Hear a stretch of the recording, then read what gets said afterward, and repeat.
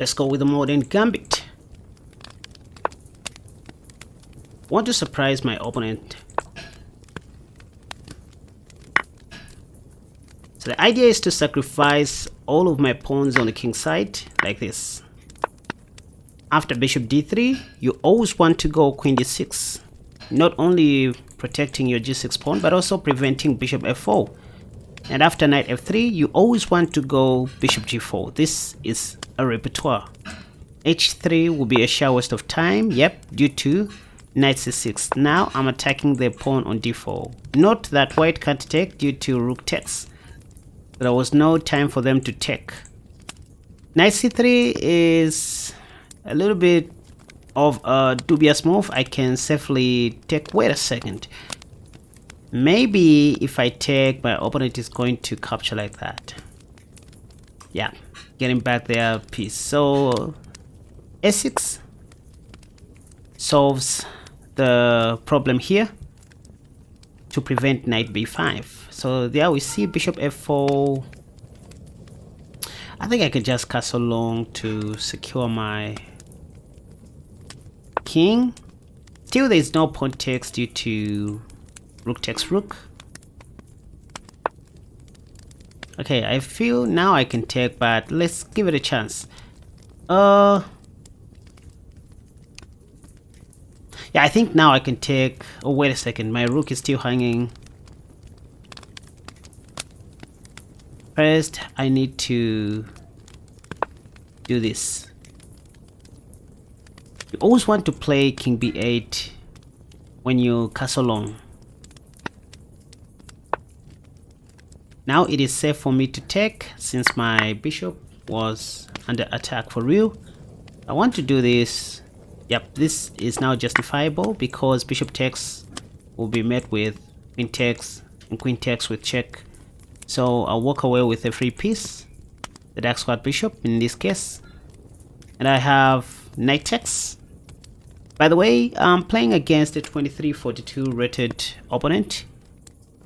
Not a weak player at all, so there is no room for any excuse.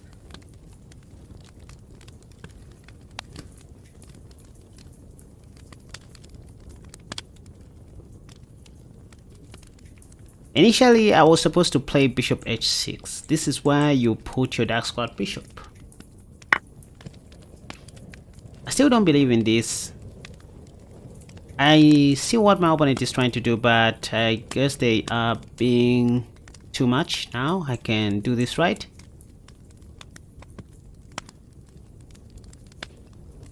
And take.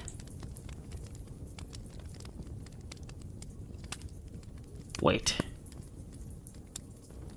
I'm supposed to win a free piece here. I take. This bishop takes. Knight takes.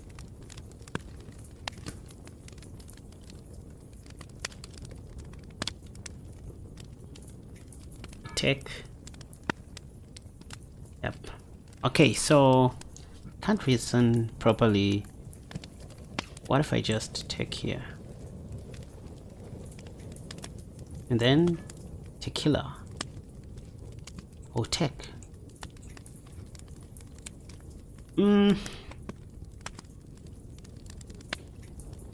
I think my opponent just messed up. Let's try. Can we?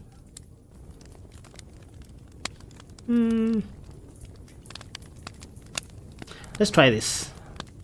Don't try this at home.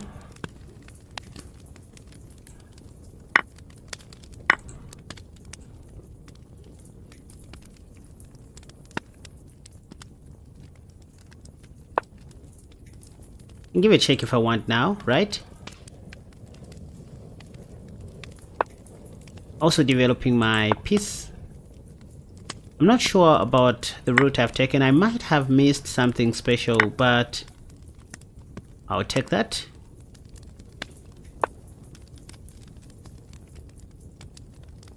I'll take the blame.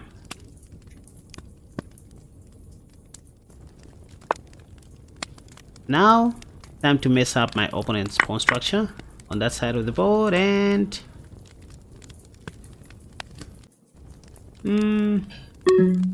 up my rook, I have check. I know there is check, but let me do this. I have check. Let's do this. I want to put my knight here.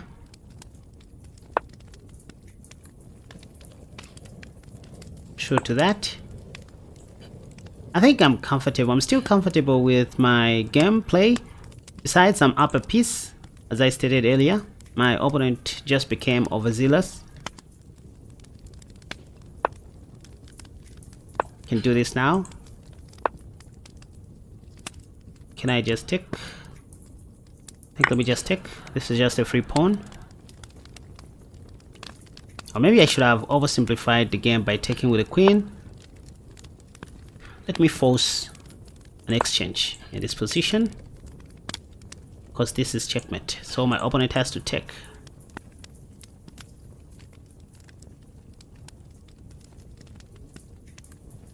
When you're up a pawn, or when you have a positional advantage, exchange pieces but not pawns. Leave pawns for the endgame. This is what I'm doing here.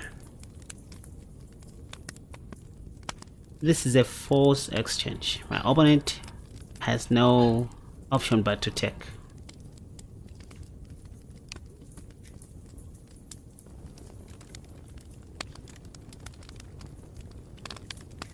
Yep, this is it.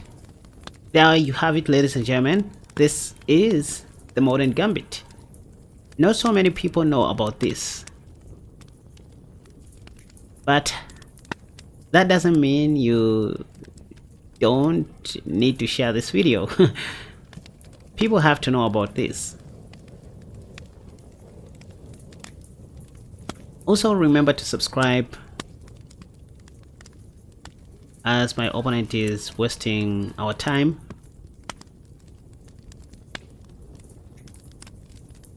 What my opponent doesn't want is to exchange queens, but this is just game over.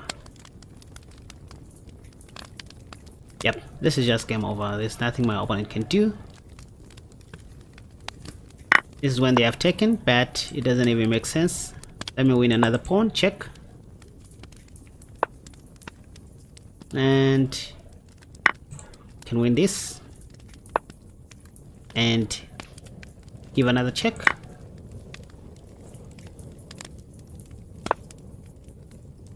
Let's give another check. What can I do next? Oh, let's give another check. And this, I have a place where to hide my king. Yep, I was even taking too long to meet my opponent. I mean, I had all sorts of threats. But yep, let me know what you think about the modern gambit, you guys. So the modern gambit actually works against both e4 and d4. Say white starts with e4. Your idea is to go g6, and after pawn to d4, you go pawn to f5. The most logical move here is to take, after which you simply go pawn to d5, letting white take your second pawn, and then you take back like this. What else? The most common move in this position is bishop d3. Why? Because white is just taking advantage of your very weak pawn on g6, right? Now, instead of focusing on defending this pawn on g6 or protecting it somehow, your plan is to go queen d6, protecting that. Why queen d6 is good? It also prevents the dark squared bishop from occupying the f4 square. Knight f3 will always be met with bishop g4. Done. Let's see how that goes. Queen d6. The top played move is knight f3. Then you go bishop g4. I don't know how many times I'm going to say this, but most of your opponents are going to be responding with pawn to h3, forgetting that they can't even take the bishop due to rook takes. So what to do? Go knight c6. At best, you just want to castle long as quickly as you can and start attacking on the king side. With this gambit, we just prevent white from castling short, because if they do that, they oftentimes face the wrath. From here, most of my opponents play pawn to c3, since knight c6 attacks the d4 pawn. Pep. And now this is when you can go pawn to e5.